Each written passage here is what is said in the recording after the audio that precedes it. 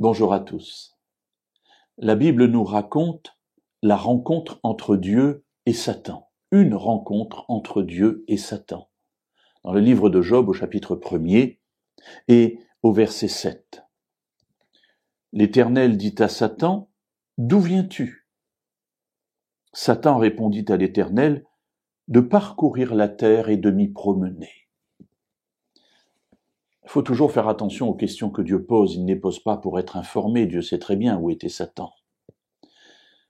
Satan ne voit pas la chose, il répond « J'étais sur la terre et je m'y promenais. » Tu n'as pas à me poser cette question. Je suis chez moi, dans mon royaume, je fais ce que je veux. La terre est à moi, je m'y promène. Bien entendu, il oublie dans cette réponse qu'il n'est que prince de ce monde. Le roi reste et restera toujours Dieu lui-même. Mais Dieu ne le reprend pas là-dessus. Il lui dit, tu penses que la terre est ton royaume ? Alors, peux-tu m'expliquer cela ? Le verset 8 nous dit, il dit à Satan, as-tu remarqué mon serviteur Job ? Il n'y a personne comme lui sur la terre, c'est un homme intègre et droit, qui craint Dieu et s'écarte du mal.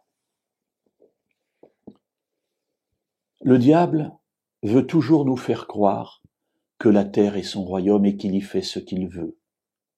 Mais sur ce royaume, sur cette terre, se trouvent partout comme des petites taches des hommes et des femmes intègres et droites, qui sont là au service de Dieu.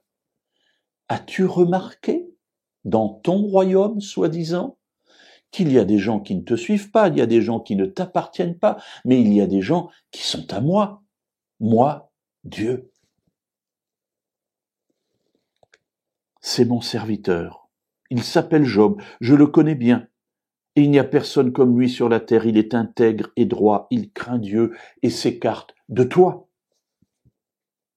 Alors, mes amis, c'est extraordinaire de voir que la notoriété de Job ne s'est pas limitée à la terre, mais elle est montée jusqu'aux cieux. Elle est montée dans la présence même de Dieu. Je trouve cette pensée extraordinaire et belle.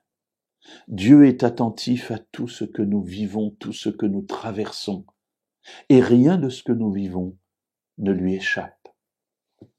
Il en tient compte et il en est fier.